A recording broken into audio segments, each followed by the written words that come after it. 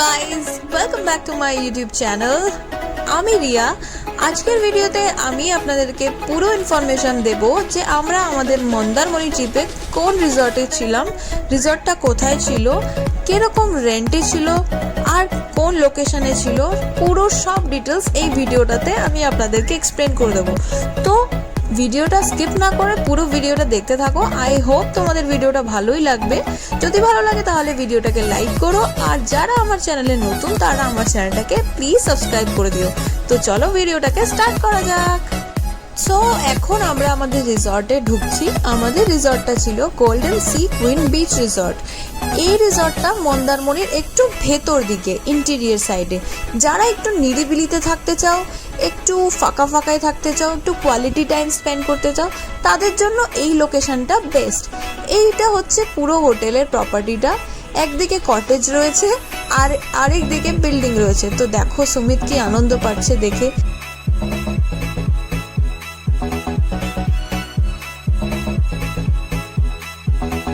এখানে তোমরা দেখতেই পাচ্ছ যে সামনে গেট রয়েছে আর গেট থেকে বেরোলেই বিচ। তো ওইটা তোমাদেরকে পরে ডিটেলসে আরো ভালো করে দেখাবো। তার আগে চলো আগে ঢোকা যাক। ঢুকিয়ে সবটা তোমাদেরকে ধীরে ধীরে বলতে থাকবো। ভিডিওটা স্কিপ না করে পুরোটা দেখতে থাকো।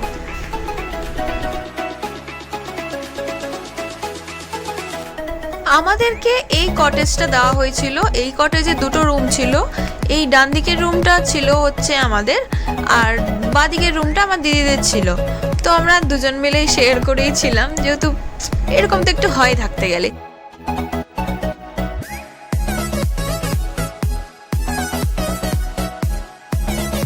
চলো এবার তোমাদের প্রপার্টিটা একটু ঘুরিয়ে দেখিয়ে দিই। এই দিকে তোমরা দেখতে পাচ্ছ ডান দিকে এবং বাঁ দিকেই অনেকগুলোই কটেজ রয়েছে। প্রত্যেকটা কটেজে একটা দুটো বা তিনটে করে রুমও আছে। যেরকম রুম তার সেরকম প্রাইস। আর সামনে দেখতে যেটা পাচ্ছ সেটা হচ্ছে বিল্ডিং এরিয়া।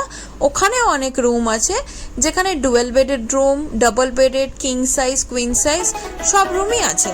তবে চার্জেসগুলো ডিপেন্ড করবে রুম সাইজের ওপর, আর কিং সাইজ রুম নেবে না কুইন সাইজ রুমের ওপর। তো যেটা যাদের পছন্দ, যার যেরকম ফ্যামিলি মেম্বার থাকে তারা সেইভাবেই বুকিংটা করে। তবে হ্যাঁ বলে দিই, কটেজের প্রাইস ছিল উইথ ব্রেকফাস্ট 2500, বার্গেন করলে ওটা 2400 হয়ে যায়। আর বিল্ডিংয়ের রুমের চার্জেস ছিল উইথ ব্রেকফাস্ট 3000। ওটা পিক টাইমে একটু বেড়েও যায় বা বার্গেন করলে কমেও যায়। আর এই দিকে যেটা দেখতে পাচ্ছ সেটা হচ্ছে একটা পার্ক এরিয়া, যেখানে বাচ্চারা খেলতেও পারে। আর ওই দেখো সুমিত আর আমার দিদি খেলছে, আর এদিকে বাচ্চা খেলছেই না, বাচ্চা ওর বাবার সাথে সি বিচে যাচ্ছে। কি মানে হয় বলো? এটা হচ্ছে গেট, হোটেলের গেটটা, রিসর্টের গেটটা, যেটা থেকে বেরোলেই সি বিচ আর বিচ থেকে হলেই সমুদ্র। সো ভিউটা প্রচণ্ড ভালো, একদম বিচ ফ্রন্ট রিসর্ট বললেই চলে। তোমাদের খুবই ভালো লাগবে এখানে আসলে। তোমরা চাইলে আসতেই পারো।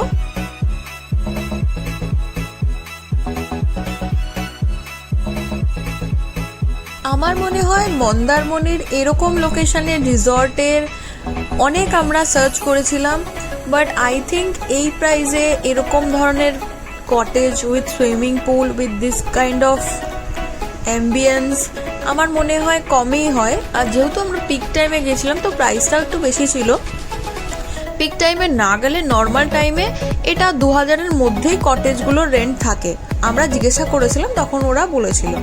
তো এইটা হচ্ছে হোটেলের রেস্টুরেন্ট এরিয়া, যেটা অতটা আমার ভালো লাগেনি, কারণ তোমরা দেখতেই পাচ্ছ এটা পুরো ওপেন, মানে পাখার হাওয়াতেই বসতে হবে। যদি প্রচণ্ড গরমে এখানে বসে খাওয়াটা মানে একটু ইম্পসিবল হয়ে যায়, কারণ প্রচণ্ডই গরম লাগে। সেই দিনটা একটু মেঘলা মেঘলা ছিল দেখে তাও ভালো লাগছিল। তো আই থিঙ্ক বেশি গরম থাকলে, রোদ থাকলে ওখানে বসে খাওয়াটা সম্ভব না, রুমে খাওয়াটাই বেটার।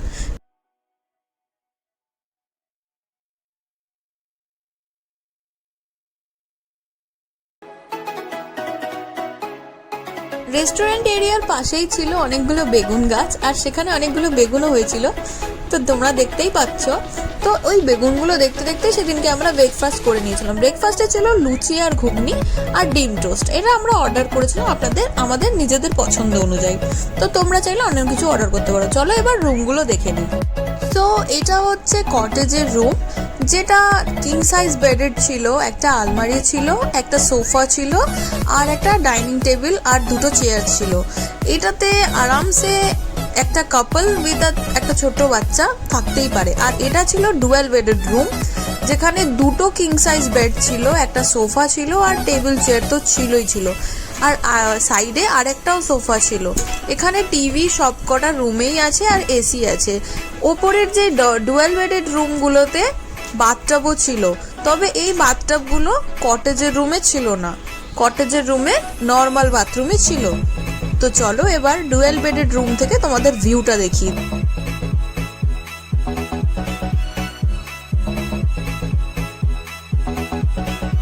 ডুয়েল বেডেড রুম থেকে এটা হচ্ছে ভিউ। দেখো সামনে পুরো প্রপার্টিটা দেখা যাচ্ছে আর দূরে ওই সমুদ্রও দেখা যাচ্ছে। আমি যেহেতু মোবাইলে শ্যুট করেছি তার জন্য অতটা ভালোভাবে দেখাতে পারছি না, তবে তোমরা আই থিঙ্ক বুঝতেই পারছো কতটা ভালো লাগবে। এখানে তোমরা দেখতেই পাচ্ছ যে কত বড় সুইমিং পুল এরিয়া রয়েছে। এই সুইমিং পুল এরিয়াটা অনেকটাই বড়, যতই ক্রাউড হোক না কেন সুইমিং পুলে তোমাদের খুব একটা ভিড় মনে হবে না। তো চলো এবার গেট থেকে বেরিয়ে বাইরের এরিয়াটা তোমাদেরকে দেখিয়ে দিই। এইটা হচ্ছে গেট থেকে বেরিয়ে সি বিচে যাওয়ার রাস্তাটা। তো আমরাও যাচ্ছি, দেখো সবাই ওরা আগে আগে হাঁটছে আর আমি পিছনে তোমাদেরকে বলতে বলতে যাচ্ছি। এইগুলো হচ্ছে ডান দিকে আর বাদিকে অনেকগুলো দোকান আছে, যেখানে তোমরা চা, কফি, কোল্ড ড্রিঙ্ক, ম্যাগি আর স্ন্যাক্স ইত্যাদি খেতেই পারো। ডাবের জলও এখানে পাওয়া যায়।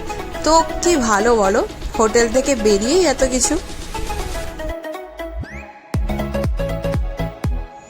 এবার চলে যাই সবচেয়ে মেন পয়েন্টে, যেটা হলো খাবার দাবার। আসলে ভোজন বিলাসী বাঙালির খাবার দাবার নিয়ে সবসময় বেশি কনসার্ন থাকে। তো তোমাদেরকে চলো জানিয়ে দিই, এই রিসর্টের রেস্টুরেন্টের খাবার যথেষ্ট ভালো ছিল আর যথেষ্ট রেট রিজনেবলও ছিল। আমরা দুদিনে যা কিছু খেয়েছি তা সবই ভালো ছিল। ব্রেকফাস্ট থেকে শুরু করে ডিনার, লাঞ্চ, যা কিছু তোমরা অর্ডার করতে চাও এখানে তোমরা পেয়ে যাবে। চাইনিজ বিরিয়ানি থেকে বাঙালি রান্না সবই তোমরা এখানে রিজনেবল রেটে পেয়ে যাবে। তবে সেটা অর্ডার করার জন্য তোমাদেরকে 40 থেকে 45 মিনিট হাতে রেখে তারপর ওদেরকে অর্ডার করতে হবে। যেহেতু আমরা পিক টাইমে গেছিলাম তাই এতটা সময় লেগেছিল ওদের অর্ডারটা ডেলিভারি দিতে। আই হোপ নর্মাল টাইমে এতটা লাগবে না, বাট তাও তোমরা এতটা টাইম হাতে রেখেই অর্ডারটা দেবে। সো ওভারঅল আমাদের উইকেন্ড ট্রিপটা খুব ভালোই ছিল, আমরা অনেক মজা করেছি। তোমরাও যদি এরকম উইকেন্ডে প্ল্যান করতে চাও তাহলে তোমরা এই রিসর্টটাকে বুক করতেই পারো, তবে হ্যাঁ ওদেরকে ফোন করে আগে বুক করে নিতে হবে। সো তোমাদেরও যদি এই ভিডিওটা ভালো লেগে থাকে তাহলে তোমরা এই ভিডিওটাকে একটা লাইক করে দিও আর আমার চ্যানেলটাকে সাবস্ক্রাইব করে দিও। এই দুটো কাজ কিন্তু করতে একদম ভুলো না, কারণ এই দুটো কাজ করলে আমরা আরও উৎসাহ পাবো। তো চলো দেখা হচ্ছে পরের ভিডিওতে খুব শিগগিরই। ততক্ষণ হাসতে থাকুন, হাসাতে থাকুন আর আমাদের ভিডিও দেখতে থাকুন। তো চলো টাটা, বাই বাই, দেখা হচ্ছে পরের ভিডিওতে।